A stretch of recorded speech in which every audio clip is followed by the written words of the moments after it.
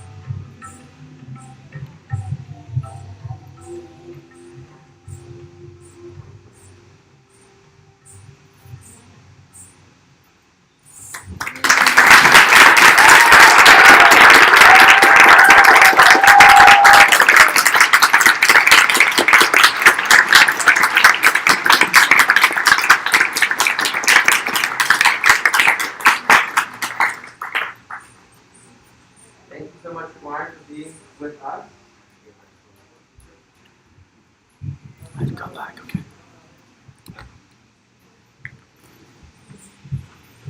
So we're going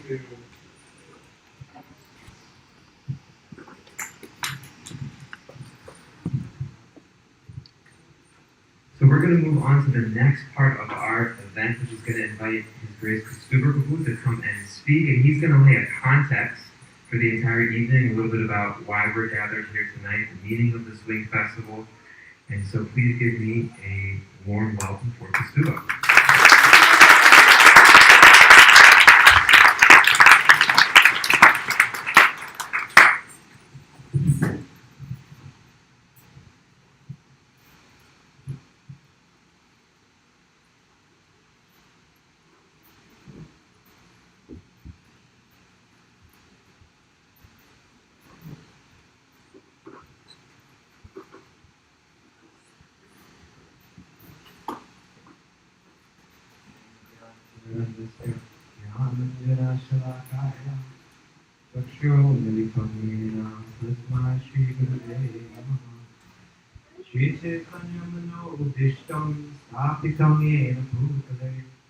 Swayam Rupa Tadamayam Dadati Svapadam Vandeham Shri Guru Shri Dhatarakamam Shri Guru Vaishnavam Shri Rupam Sagarjatam Sadhana Raghunatham Vitam Sajivam Sadhvetam Savadutam Pritana Sahitam Krishna Chaitanya Devam Shri Radha Krishna Padam Sadhana Lalita Shri Vishakam Vishnu He Krishna Karuna Sindhu Deenabandhu Jagatake Gopesha Gopika Radha Bhakta Kanchana Gauranga Radhe Vrindavaneshwari Krishna Devi Pranami Hari Prabhasindu Devcha Madinanam Vaishnavebhyo Namo Namaha Shri Krishna Chaitanya Prabhu Nityananda Shri Advaita Gadadhar Srivasari Gaura Bhaktavinda Hare Krishna, Krishna Krishna, Hare Hare, Hare Rama, Rama Rama, Hare Hare. Thank you everyone for coming tonight. It's a true honor to be asked to speak, and it's a real true pleasure to be here with you all tonight, to be gathered here for this really special festival. It's a festival that I was asked this, maybe you mentioned I put it in a context, because it can be potentially difficult to understand, but it's actually so simple. The truth of it is so simple. I so much appreciate it from Mark's dance. There's something about the culture of Bhakti. It's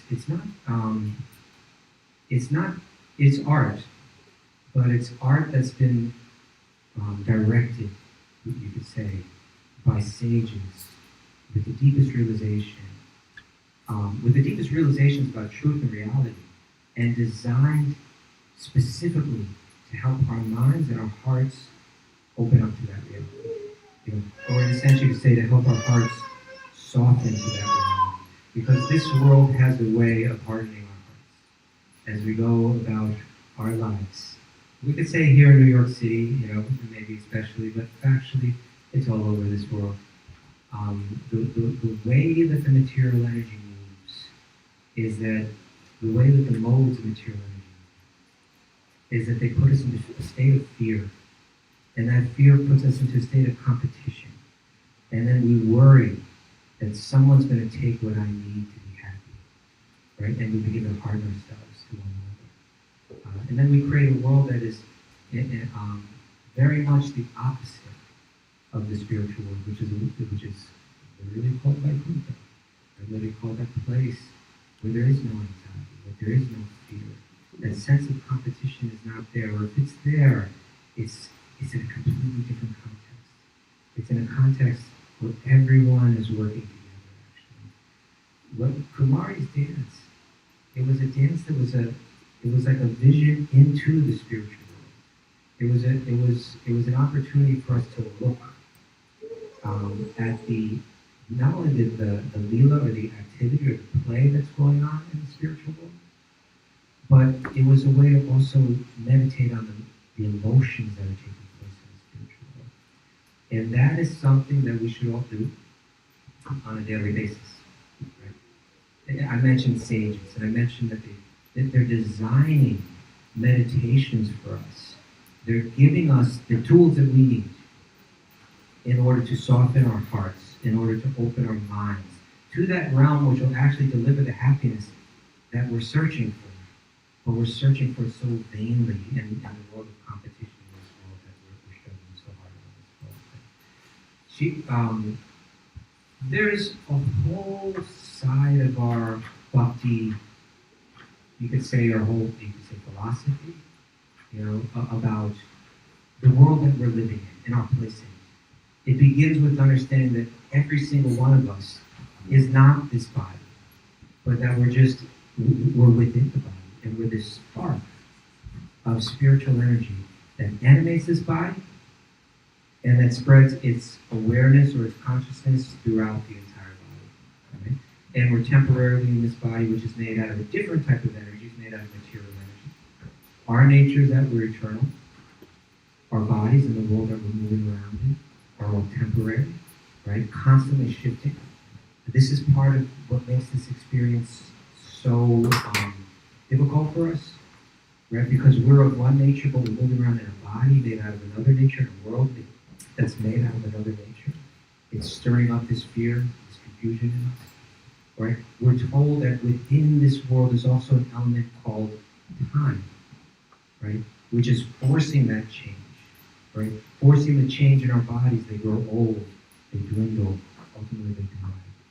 Forcing the change in all of our possessions. We have them one moment, but at a certain point we lose touch with them. We lose touch even with our loved ones. Every single one of us must go through this. Every single one of us is going through this. And then at the end of this life, we are completely removed from everything that we're tied to. And then there's another birth, right? And then there's another law, the law of karma that comes into effect. Everything that we've done, right? The consciousness with which we've done it, we receive the next body based on that. And so this is just some very fundamental ideas about the philosophy. You could say Vedanta, and which is all applicable to Bhakti Vedanta, or the practice that we're involved in here. These are things that you can speak to. You can speak to a person that has no familiarity with the entire culture. And you might, if they're a relatively open-minded person, they might be able to relate to it. They might find it intriguing. They might find a thread of logic that's making a lot of sense. Maybe they're open enough to say, you know what, this is starting to put some of the pieces of the puzzle together. I may not be ready to fully buy into what you're saying, but I can't say that you do not have an interesting outlook on life. I can appreciate that. But if you tell them that tonight we're putting these little forms of Radha and Krishna on a swing, and we're going to all line up and take turns to have the special opportunity to swing there, that they might have trouble understanding. Right? This is what we call the esoteric side of what we practice. Right? We're talking about exoteric means more people can understand it. Literally, esoteric means fewer people are going to be able to really understand what's going on here. But we should understand what's going on here. And the more deeply that we understand what's going on here, the more powerful the effect will be, the more transformative the effect will be, the more that it will aid us in softening the heart and opening the mind to Krishna's divine lila. I mentioned the sages again. I mentioned the great, like for instance, a great sage like Srila Bhakti Thakur. He wrote one book called the Bhajan Rahasya, which is a book to help us practice our bhajan, particularly the chanting of the holy name. And then at the end of the book, he says, for a real sadhu, someone who has a very deep internal life, they don't even need anything external to aid their meditation. But he says, but still, it can be useful to meditate on archana, right? To meditate on how we serve the deity in the temple. He's not even saying that we need to do it in a temple, but the acts that are performed, the seva that is performed in the temple, the sadhu can perform that exact same practice within the mind. And he describes how one should bathe, how one should sit down, how one should meditate on the fact that all these identities that I'm embracing in life, I may be a mother, I may be a father, right? I may be a husband, I may be a wife. I may be a son, I may be a daughter. I may be a business person, I may be a teacher. I may have so many identities that I embrace temporarily. And that I practice as a path of dharma. But that's not me. That's not who I am. Right? I am not a brahmana. I am not a kshatriya. I am not a vaishya. I'm not a sudra. I'm not a brahmachari. I'm not a grihastha. I'm not a vanaprastha. I'm not a sannyasi. Who am I? I am simply Gopi, Bharata, Kamala, Lord, Rasa, Dasa, Anurasa. This is, I'm the servant of Sri Krishna, who is the lover of the devotees. That's my eternal identity. I may have the role, I may have other roles to play in this life temporarily. That's fine. I may embrace them and execute them well. And that's appreciated. But I know that these are just leading to, those are temporary roles. But they are meant to uncover and lead me to realizing my eternal dharma. And that eternal dharma is something that every one of us shares. That we're the servant of Sri Krishna. And so he describes that you meditate like that. In this way, at least for these 10, 15 minutes, half hour, whatever I'm dedicating to this meditation, for this amount of time, for this part of the day, I'm going to completely let go of those other temporary identities. And I want to exist in the meditation of that eternal identity, which is who I truly am. And then he begins to describe how we meditate, what we meditate on, what is the focus of that meditation. It says, Tato Vrindavanam Gaya. Now, therefore, I meditate on Vrindavan. Tato Vrindavanam Gaya. Paramananda Vardhanam. Kalandi Jalakavola Sangi Manukase. He says that I meditate on Vrindavan, which is giving the, not just ananda, not just bliss, but giving the paramananda, it's giving that very high. You could go from the bottom of the material world up to the top of the material world. You could go up to the heavenly planets and higher still. You can transcend that and go into the Brahmajyoti, which is beyond that. You can find still more ananda in the Vaikuntha worlds and Vaikuntha planets, and all the way up to Dwarka.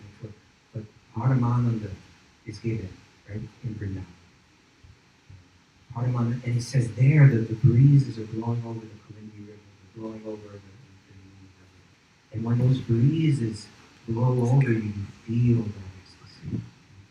Nana pushpalakavatas rikshas tandais chamantam koti surya samavashas. This place is giving the highest looking. He's describing the trees there. He's describing the creepers there. He's describing the flowers there. And just how satisfying and truly the ecstasy that being in this atmosphere is. And he says, Tanmaje Rekakanchitam Swarna Simhasanam. And in the middle of that very beautiful, bliss-giving atmosphere is a throne. Very beautifully ornate, very beautifully decorated. And then he says, Sri Krishna Shigan Shamam Purnananda Kalibram, Vibhujam Sarvadevesham, Radha Vindita Vigraham. And seated on that throne is Sri Krishna, Sri Ganesham, Krishna, who has this very inconceivably beautiful dark complexion. A complexion that is something like the monsoon rain clouds. And he's sitting on that seat. And seated with him on that seat is Radha. And with her two arms, with her beautiful, lovely limbs, she's embracing Sri Krishna. That is the focus of the meditation. that is what we're meant to bring our minds to every single day. We have to dedicate exclusively some of our time every single day exclusively to meditating on Sri Krishna, right? Where we set aside everything else and we step outside of our roles. We're going to pick them up. Let me do this meditation, and after that, I'll be a father again. I'll be a husband again. I'll be whatever I am. But some exclusive hours that are just for Sri Krishna every day. And then there should be certain days of the month that we dedicate exclusively to Sri Krishna. Maybe those will be like Ekadashis, or maybe it'll be like a day like today, like a festival day. And then ideally, this is one that's a little tough in our world, but there should be some month of the year that are exclusively devoted to giving to Sri Krishna. Ideally, say like Kartik for us, Gaudiya Vaishnavas. And there should be some years of one's life that are exclusively devoted to Sri Krishna. Right? Maybe brahmacharya life, maybe towards the end of life. This is a strategy for softening the heart, opening it up to Sri Krishna, opening it up to Sri Radha, so that heart and heart can begin to feel some of these sentiments. And what this festival is all about is experiencing those sentiments. They're very simple sentiments. There's so much philosophy. There's books and books and books and books that are written on it. They're fascinating. Much of it is beyond us. You have to be like some kind of super brain to understand a lot of this stuff. You got to know other languages. You got to study many different systems of philosophy to be able to put it all into context. But if you have that skill, or if someone that has that depth of learning can explain it to you, you can see the density of it, how deep it all goes, and all of this culture, all of these practices are rooted in something very deep and very profound and very solid. But most of us will never even understand all of that. It goes so deep.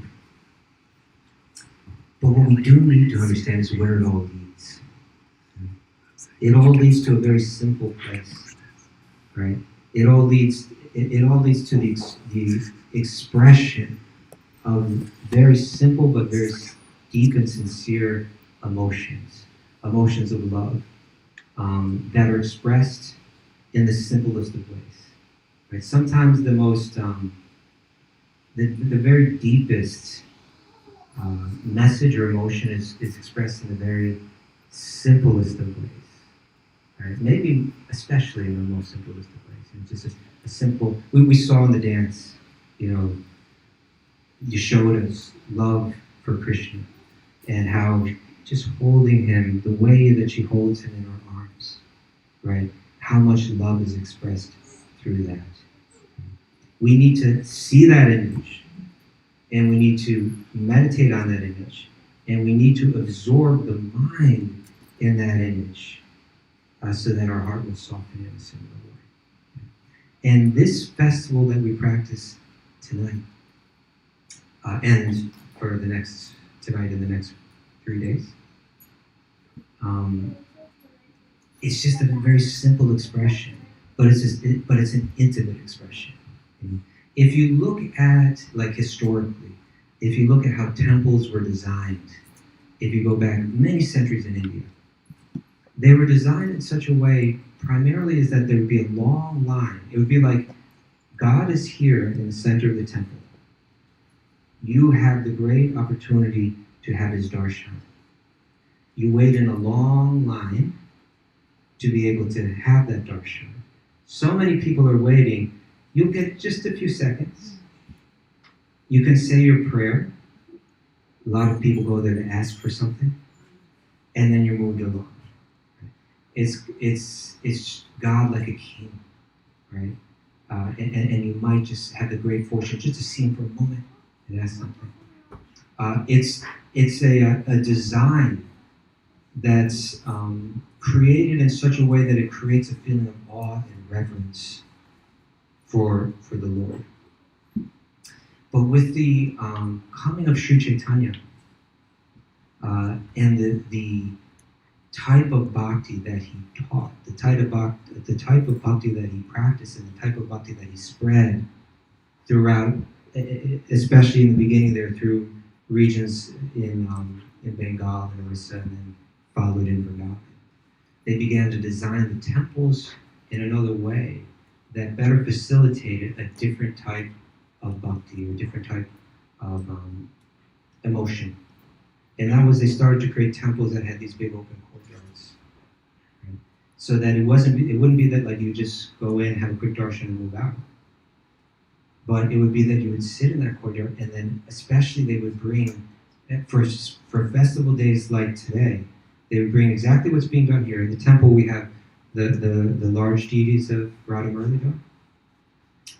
And then they also have what's called the Vijay Murti, or the sometimes we call them like the festival moitis, the festival forms, the very small form that you can offer different types of seva to, or different types of service. And one of those was that they would be placed on a swing, right? That Radha and Krishna would be placed on a swing. And everyone would have the opportunity to witness that swing. Even if you go to the temples, this is just like, I guess it's just like 2 generations after Sri Chaitanya, that the temples, there's a town in Bengal called Vishnupur, where they have the very, very unique architecture, very beautiful designed. Has anyone been there before? Vishnupur? Oh, we gotta go there. I've never been there either. But they would design it so that even like above the temple, there's like a little room with a window, and they would bring little Radha and Krishna up there and put them on a swing up there, and everyone could be outside and they could watch this swinging taking place. But what is this swinging? What's so special about it? Well, in one sense, it's a little hard to say. I think even in our own world, like this material world, there's something very joyful about a swing. How many mothers here have enjoyed placing their child on a swing and pushing? Okay, everyone's done it. There's something very special. There's some joy in the child's face when they're swinging. And then when the mother sees the joy in the child's face, then the mother's face lights up. Or when the child sees the mother's face lights up, the child's face lights up still more. Like that. So there's maybe some reflection of the love in the spiritual world going on in that beautiful act. But that is a reflection of the spiritual world. It is only a reflection of the spiritual world, but in the spiritual world you actually see that which is being reflected, the original substance, which is taking place in that realm of the purest divine love. In a grove, in Vrindavan, that is impossibly, indescribably beautiful, quaint. These girls have engaged their incredibly skillful artistic skills to design like a ridiculously beautiful, insanely wonderful swing. Because in their hearts, they want to offer what's best to the objects of their love, Sri Radha and Krishna. And so that swing is created, and they invite Radha and Krishna to sit on that swing. And then they begin to swing them. And just like we see a mother's face may light up when the child is swinging on the swing, well, their faces are lighting up. They're feeling such joy seeing Radha and Krishna experience the thrill of swinging back and forth on that flower-decorated swing. And now this is really important. What I'm going to share next is really important. Are you ready? Takeaway for tonight. None of those girls is thinking, why can't I be on the swing with Krishna? Right? Their love for Krishna is so deep. They know their love for Radha is so deep that they feel most happy when they see Radha and Krishna happy. And they know that no one pleases Krishna better than Sri Radha. And so there's not one tiny drop of envy within their hearts. They're just entirely pleased, satisfied, drowning in ecstasy, to have the opportunity to offer this perfect setting where their love can be exchanged. They need nothing more than that, right? They feel completely satisfied in that. And that's the message for us in this world, because we have this fear instilled deep within us. We're worried that I'm not going to get what I need to be happy. We think that I will be happy when I take for myself, and that necessarily means I have to exclude another. Right? But that's the warped reflection of this divine pastime. Right? It's the warped reflection that may give us some thrill, but ultimately it fades. Ultimately it leaves us disappointed. Ultimately it leaves us heartbroken. And this is the world of the broken hearts that we live in here. This is the world where we cry so many tears, right? Even we may cry an ocean of tears in all the different lifetimes that we live, having our heart broken in so many different ways. Until we can get the message, until our mind can open up and our heart can soften, and we can begin to understand through hearing the Leelas of Radha and Krishna in Srimad Bhagavatam, and practicing what we hear through ritual, through seva, like this, that is designed and based off of the teachings of the Srimad Bhagavatam and created by great souls, so that we would have the opportunity to deepen our meditation. Right? These rituals are not something that's dry. These rituals aren't something that's mechanical. These rituals aren't something that are outdated or even kitschy. But they're perfectly designed meditations. We're using something external, here in this case, the swing, and also the forms of Sri Krishna, in this case, made out of metal, right? But we understand that Sri Krishna has taken that form, not because he needs the service, but because we need to serve. We need to practice that service so that we will become, at least so that we will demonstrate our eagerness for that seva. And again, all the great souls, all the great songwriters in our Bhakti tradition, they sing, when will that day be mine?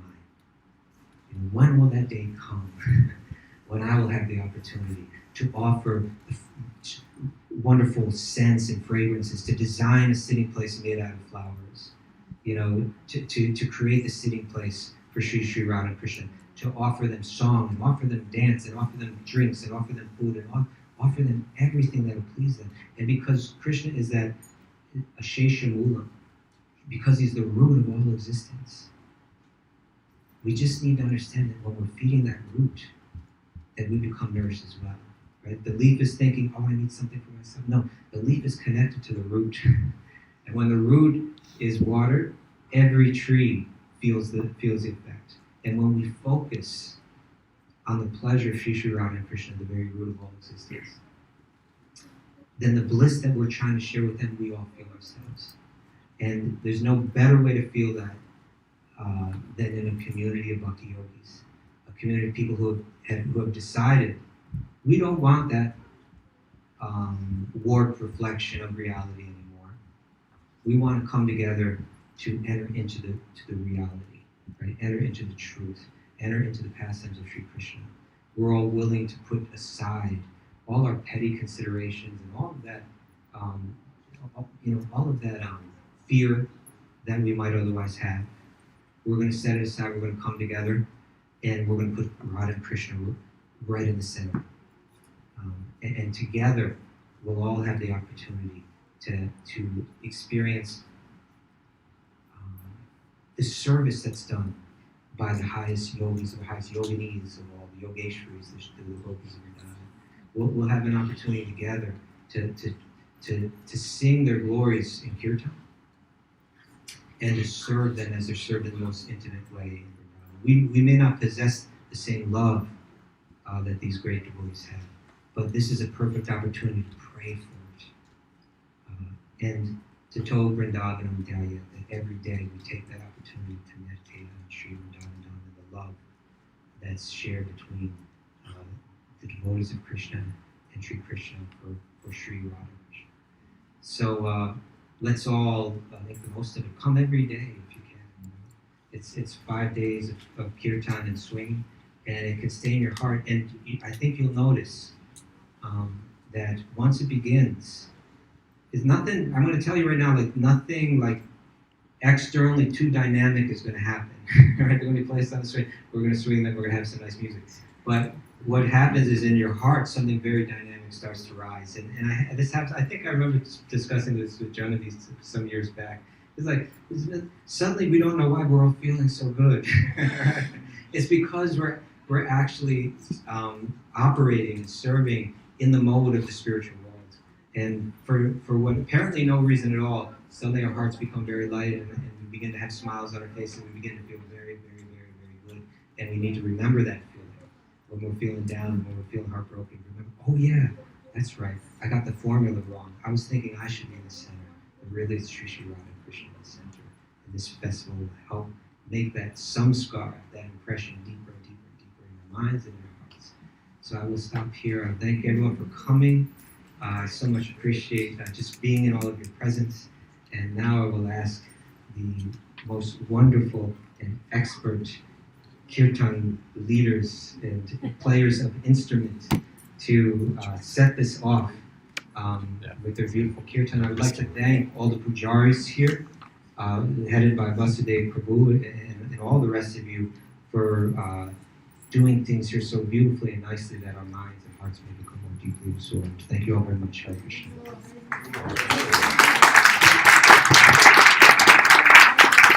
Thank you again so much, Kasuba Prabhu. One more round of applause for Kasuba. Thank you, thank you, thank you.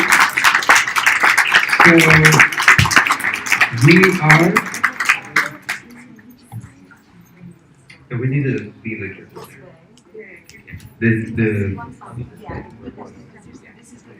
So we're gonna go over the procedure here in just a moment. So we're gonna invite you guys up to form a line over here. So anybody sitting in this row right here, we're going to need some space. This line will need to be laid clear. We're going to bring Radha and Krishna up here on the swing. You will not all need to come up at once. There's plenty of time. Do not worry. We have an hour and a half, but we'll be here till 9 o'clock, swinging and chanting together. But as you start to see, if you see this space is already full, then there's no need for you to get up and stand in line. If you see that this line is starting to empty out a little bit, then you can start to make your way. And the most logical way is we will just invite maybe some of the frontier to come and gradually people will make their way. Jamuna Jaya is there in the back. She will be coordinating you to maybe the line is getting a little empty. She will be inviting you to come up. If the line's a little full, she's a big, mighty, strong woman. She will keep you from coming forward. Couple of quick announcements, just a few words of thanks. One person who was inspiring this, who's not here right now, our beloved Gaur Sharan Prabhu, who many of you know, who has been in India for many months now. I don't recall when he left, but he is one of our priests here, a beloved monk in our ashram. He does a lot of community development. He was still managing his duties from afar in India. He's been in India with his family. His mother just recently passed away. It was not from COVID. She was struggling with cancer for some time. And so we just want to say a prayer in our hearts for him and his family. And also, even from afar, he was an inspiration for some of this festival and planning and coordinating some of the ideas. I also want to give a big thank you to Marie and Tito, who were invited to come and get involved in their artistic building of a new swing.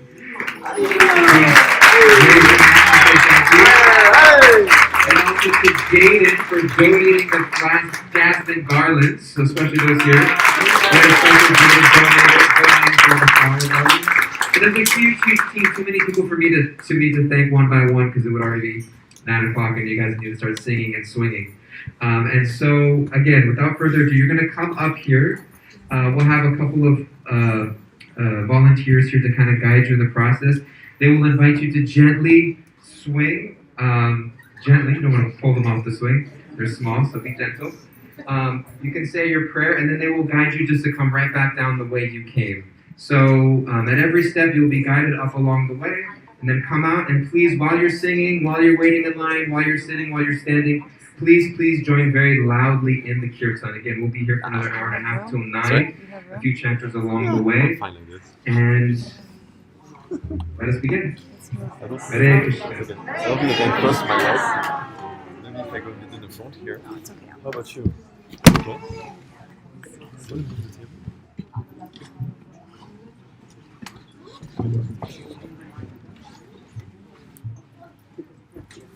Understand?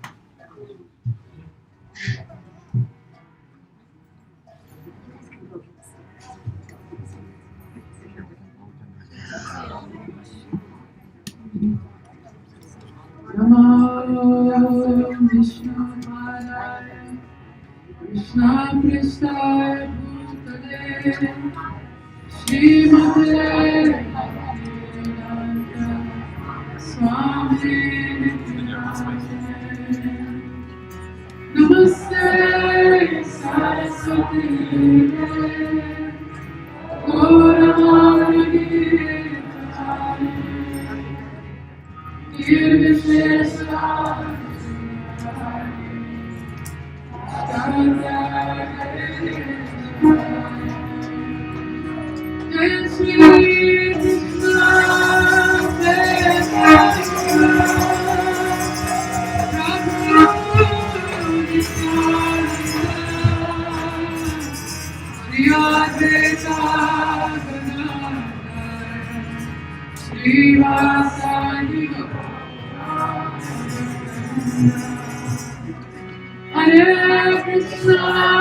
Hare Krishna, Krishna Krishna, Hare Hare, Hare Rama, Rama Rama.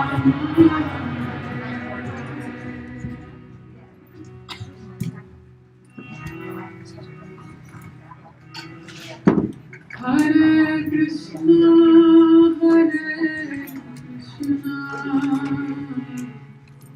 Krishna Krishna, Hare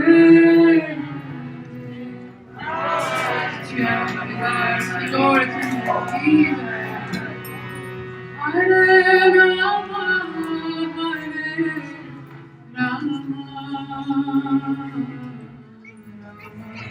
Rama Hare Hare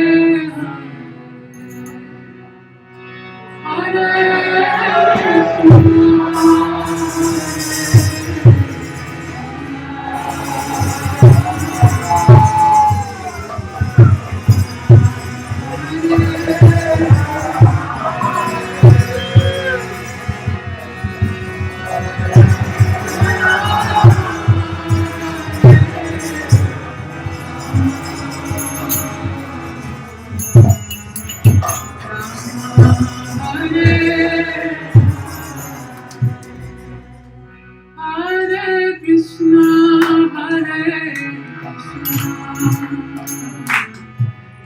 Krishna Krishna, Hare Hare Rama,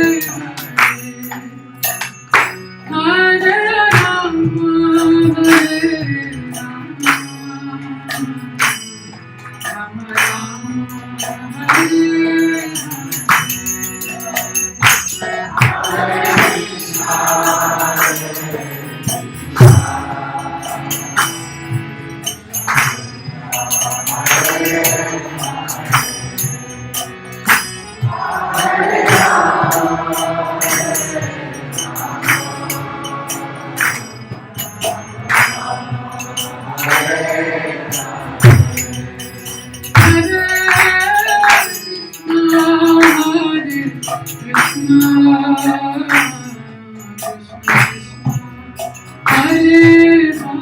Rama,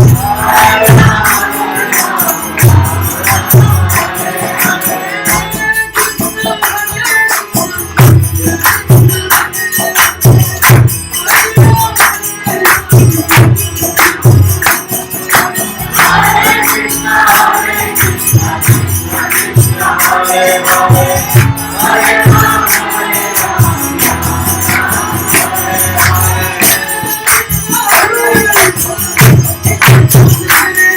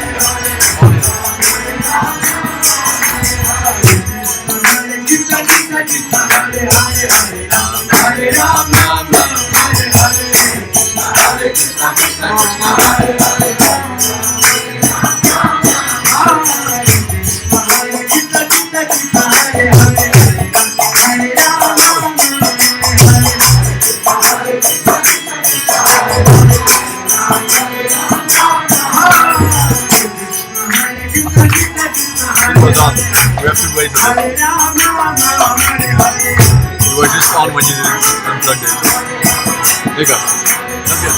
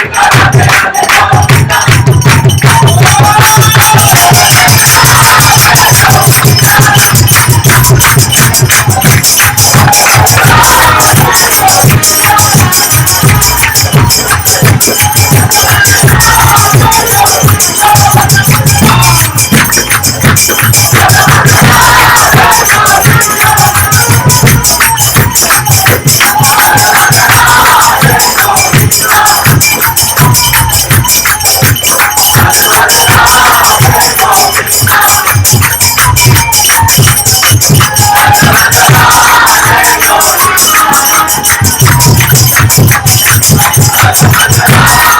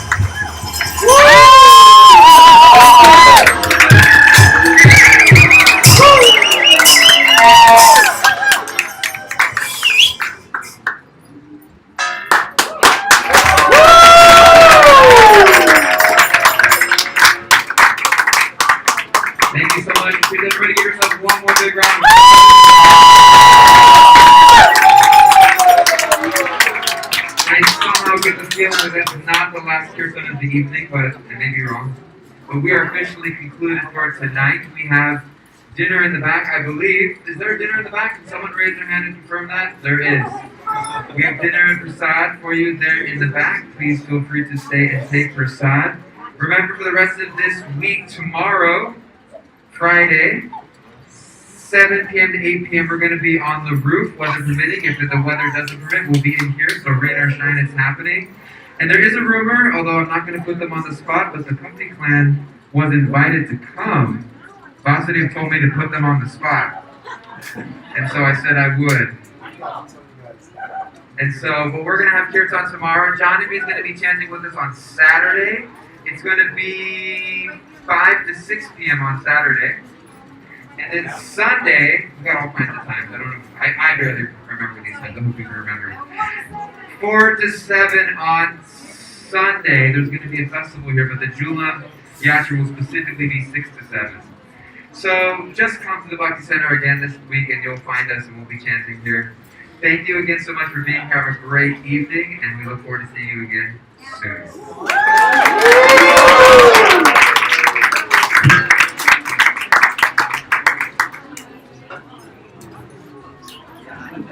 Well, he has to go now.